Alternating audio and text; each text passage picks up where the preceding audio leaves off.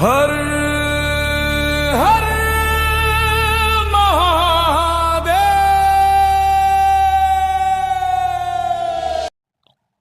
चलो स्टार्ट करते हैं। बंधन नया बैच आ गया। ओके, एक बार फिर नमस्कार है सबको मेरी तरफ से। नवरात्रि की हार्दिक शुभकामनाएं। Happy new year. आगे बढ़ते रहो, पूरा उछल कूद करते रहो। काल पुरुष के बच्चे हो तो। तो आज का जो अपना विषय है वो है शॉर्ट इंट्रोडक्शन ऑन वर्कशॉप का पर्पज, सेल्फ अवेयरनेस और काल पुरुषा एनर्जी डिकोडिंग। जिसको भी कुछ ना समझ आए वो मेरे से पूछ लेना हाथों हाथ। जितना पूछोगे उतना अच्छा, उतना ज्यादा जान पाओगे। Our workshop is self awareness.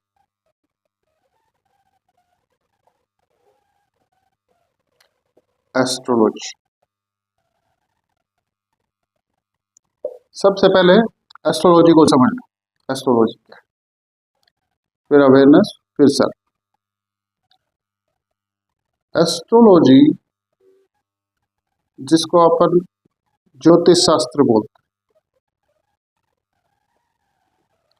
Actually astrology जो है ये वेस्टर्न फिलोसफी है, अपना जो है वो ज्योतिष है, ज्योतिष शास्त्र। वैदिक कालखंड में इसकी खोज हुई थी। वैदिक कालखंड का किसी को नहीं पता है। कोई इसको 5000 साल पुराना बताता है, कोई 10,000 साल पुराना बताता है, कोई 1,00,000 साल पुराना बताता है, लेकिन उसी कालखंड में इसकी रचना हुई थी। तब इसको क्या बोलते थे, तो वहां जो ऋषि मुनि थे वो इसको बोलते थे द आई ऑफ यूनिवर्स, ब्रह्मांड के नेत्र।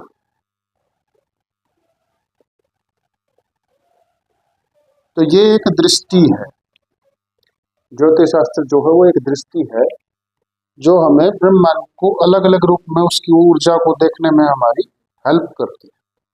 और इसका उद्देश्य क्या था, बिना पर्पज कोई चीज नहीं होती दुनिया में। तब इसका उद्देश्य था केवल और केवल स्वयं के साथ हो रही घटनाएं और दुनिया में हो रही घटनाएं और ब्रह्मांड में हो रही घटनाओं के बारे में जागरूकता। अपन कोई नई चीज नहीं उठा के लाए हैं सेल्फ अवेयरनेस के नाम पर। ये वही है जो एंशिएंट है, हम बस इसे रीडिफाइन कर रहे हैं चीजों। तो जैसे ही हम रीडिफाइन करेंगे तो हमें पता चलेगा कि एक्चुअली चीजें कैसे थी और कैसे वो खराब हुई। तो ज्योतिष शास्त्र की रचना का मूल उद्देश्य, बेसिक कंसेप्ट जो था वो था कि उस समय एनलाइटन हो रहे लोग, जो भी लोग एनलाइटन हो रहे थे उस समय पर, वो यूनिवर्सल कनेक्टिविटी को समझना चाहते थे कि किस कनेक्टिविटी में हम कब एनर्जी में हाई राइज करती है हमारी और कब हमारी एनर्जी लो होती है। इसी प्रकरण के तहत उन्होंने ज्योतिष की रचना की और ज्योतिष की रचना का मूल उद्देश्य सिद्ध हुआ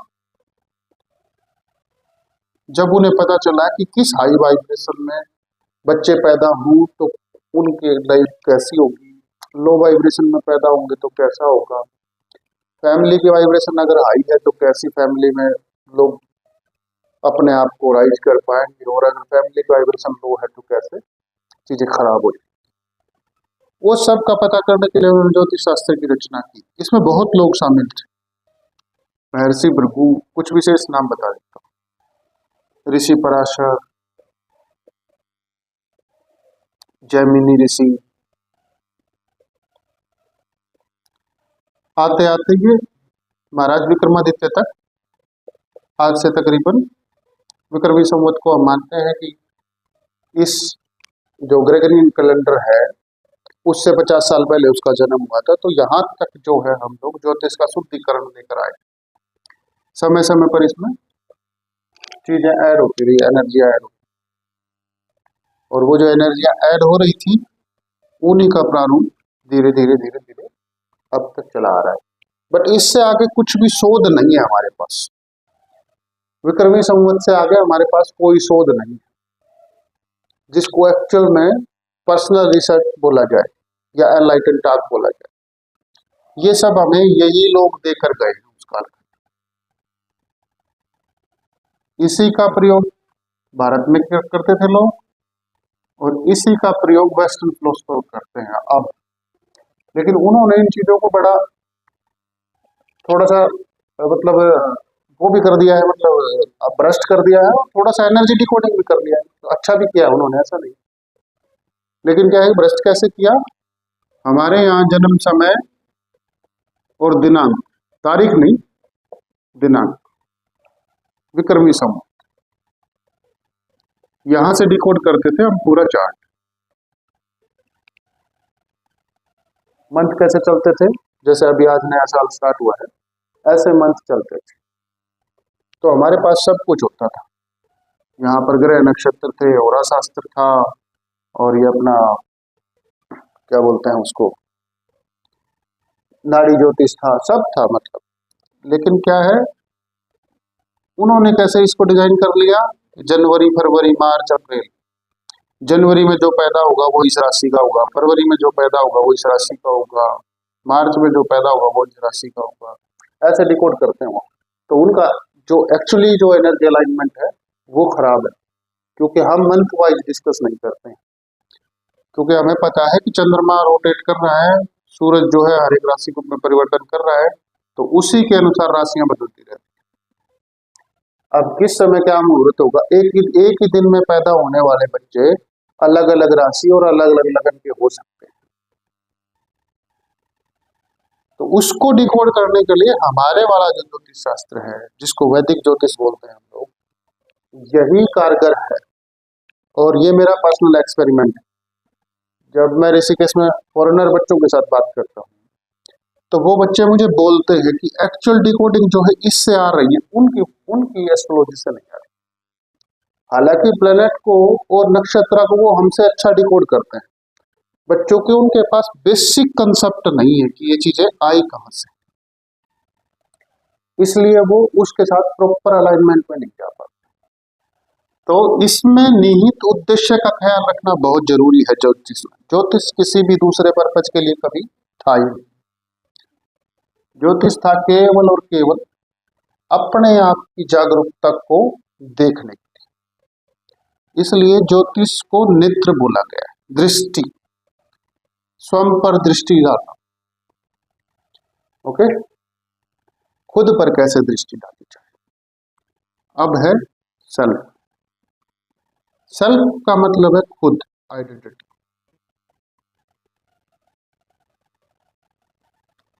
इन 3D इट्स ईगो, और ये भी एक एनर्जी है। सेल्फ का मतलब है एनर्जी इन 5D फ्लो।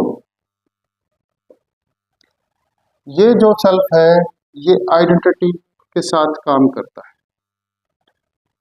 और ये 3D में ईगो क्रिएट करता है हर तरीके से।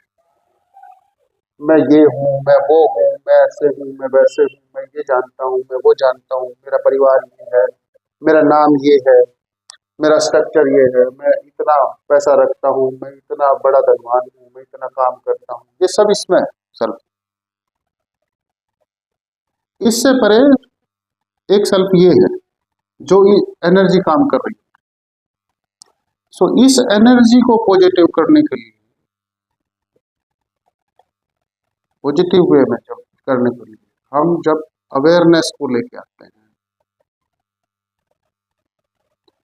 विदाउट अवेयरनेस ये एनर्जी नेगेटिव, इसीलिए ये 3D है। और जैसे ही ये एनर्जी की डिकोडिंग की तरफ हम जाते हैं, अवेयरनेस की तरफ, तो ये एनर्जी 5D से कनेक्ट हो जाती है और एक यूनिवर्स के साथ हम फ्लो कर रहे होते हैं। अब यहाँ धीरे धीरे आइडेंटिटी डिसॉल्व हो जाती है, और यहाँ पर सिर्फ और सिर्फ एनर्जी का, पूरा यूनिवर्स एनर्जी, फ्रीक्वेंसी और वाइब्रेशन पर काम करता है। बाकी इस पूरे ब्रह्मांड में ना कहीं कोई चीज है, न थी, न कभी आगे हो। यही तीन चीजें होंगी। That's why we are calling after युग परिवर्तना energy will be the currency.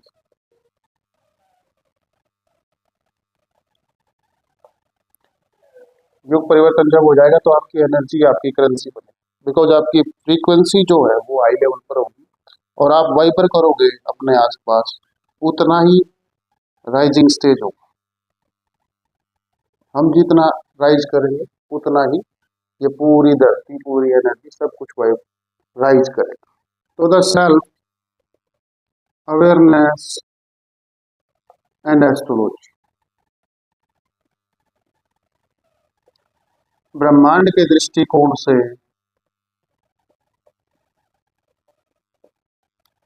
खुद को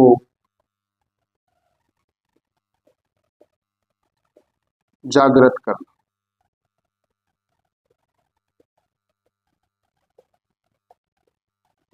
ये है सेल्फ अवेयरनेस एस्ट्रोलॉजी। जो यूनिवर्स ने दिया है उसे समझते हुए जो सेल्फ के साथ हो रहा है उन घटनाओं के प्रति जाग कर देखना। जैसे ही ये काम हम करने लगेंगे तो हमारी सारी जितना भी पेन है वो सब डिकोडिंग में आ जाएगा। किसी भी चीज से रिलेटेड हो, जॉब, पार्टनर, फैमिली, पैसा, स्पिरिचुअल जर्नी, कुछ भी हो एक्स वाई, जैसे ही हम जाग के देखेंगे तो ये सब जो रिलीफ हो, अलाइन हो जाएंगे हम यूनिवर्स के साथ। तो इस यूनिवर्सल अलाइनमेंट को ही हम बोलते हैं सेल्फ अवेयरनेस एस्ट्रोलॉजी। और हमारी वर्कशॉप का पर्पज क्या है? यही हमारा पर्पज, खुद को जाग कर देखना, दृष्टिकोण of universe. So the I of universe, इसको बोलते हैं आई ऑफ यूनिवर्स। तो जब ब्रह्मांड हम पर दृष्टि डाल रहा है तो हमारी दृष्टि जब उसके साथ मिल जाएगी देन हमारी एनर्जी इन्फिनिटी घूम जाएगी। ओके, तो जैसे ही हम वो हमें देख रहा है फिर हम उसे देख रहे हैं तो हम मर्ज हो रहे होते हैं एक दूसरे के साथ। जितना डिकोडिंग करेंगे उतना ही ये प्रोसेस आगे बढ़ती चली जाएगी और एक समय पर आकर हम इतना मतलब कि अपने आप को कर लेंगे कि हमारे साथ जो कुछ भी कनेक्ट हो रहा है उसे देख पाएंगे, समझ पाएंगे, उसकी डिकोडिंग होगी। हमारी जो स्टेजेस होती हैं, स्पिरिचुअल जर्नी लगाओ तो 4-5 स्टेजेस होती है। ये है अनअवेयरनेस,